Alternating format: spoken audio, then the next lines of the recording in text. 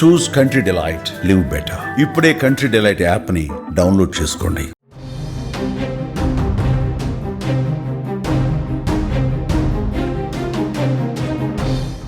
కొన్ని పనులు చూడ్డానికి సింపుల్ గానే అనిపిస్తాయి, కానీ వాటి వెనుక ఎంతో శ్రమ ఉంటుంది. వేలాది మంది జీవితాలను అవి ప్రభావితం చేస్తాయి. అలాంటిదే ఆపరేషన్ కుంకి ఏనుగులు. ఏపీ డిప్యూటీ సీఎం పట్టుబట్టి ఆ పనిని పూర్తి చేశారు. ఏపీ సరిహద్దు జిల్లాల ప్రజల ముఖ చిత్రాన్ని మార్చేయబోతున్నారు. కర్ణాటక నుంచి ఏపీకి కుంకి ఏనుగులు రప్పించిన నేపథ్యంలో డిప్యూటీ సీఎం పవన్ కళ్యాణ్ కు మంత్రి నారా లోకేష్ అభినందనలు తెలిపారు.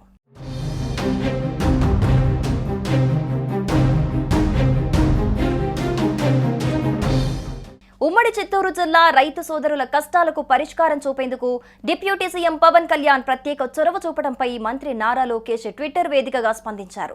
పవన్ అన్నకు శుభాభినందనలు అంటూ ట్వీట్ చేశారు. ఏనుగుల విధ్వంసంతో నష్టపోతున్న రైతుల కష్టాలు తీర్చేందుకు కర్ణాటక నుంచి కుంకి ఏనుగులను తెప్పించిన ఉప ముఖ్యమంత్రికి అడగ్గానే కుంకి ఏనుగులను అప్పగించిన కర్ణాటక ప్రభుత్వానికి మంత్రి లోకేష్ కృతజ్ఞతలు తెలిపారు. యువగలం పాదయాత్ర సందర్భంగా ఉమ్మడి చిత్తూరు జిల్లా రైతులు ఈ సమస్యను తన దృష్టికి తీసుకొచ్చారని మంత్రి నారా లోకేష్ గుర్తు చేసుకున్నారు. ఏనుగుల విధ్వంసంతో పంటలు నష్టపోతున్నామని రైతు సోదరులు తమ ఆవేదన వ్యక్తం చేశారని ఆయన అన్నారు. రైతుల కష్టాలకు చెక్ పెట్టేందుకు పవనన్న ప్రత్యేకంగా చొరవ చూపి కర్ణాటక ప్రభుత్వంతో మాట్లాడి ఒప్పించారని తెలిపారు.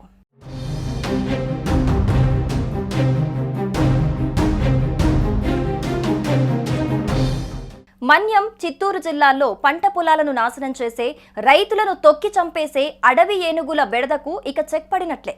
మదమెక్కిన ఏనుగులను తరిమేసే సత్తా ఉన్న కుంకి ఏనుగులు ఆంధ్రప్రదేశ్కు వస్తున్నాయి. ఇక బెంగళూరులో కర్ణాటక సీఎం సిద్దిరామయ్య నుంచి కుంకి ఏనుగులను అధికారికంగా అందుకున్నారు ఏపీ డిప్యూటీ సీఎం.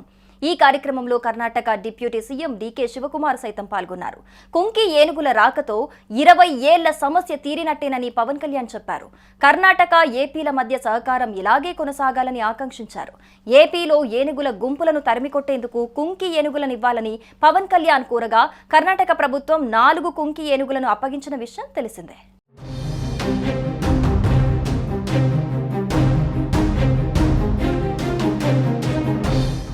సుమన్ టీవీలో మీ పర్సనల్ అండ్ బిజినెస్ ప్రమోషన్స్ కోసం కింది నెంబర్కి కాంటాక్ట్ చేయండి.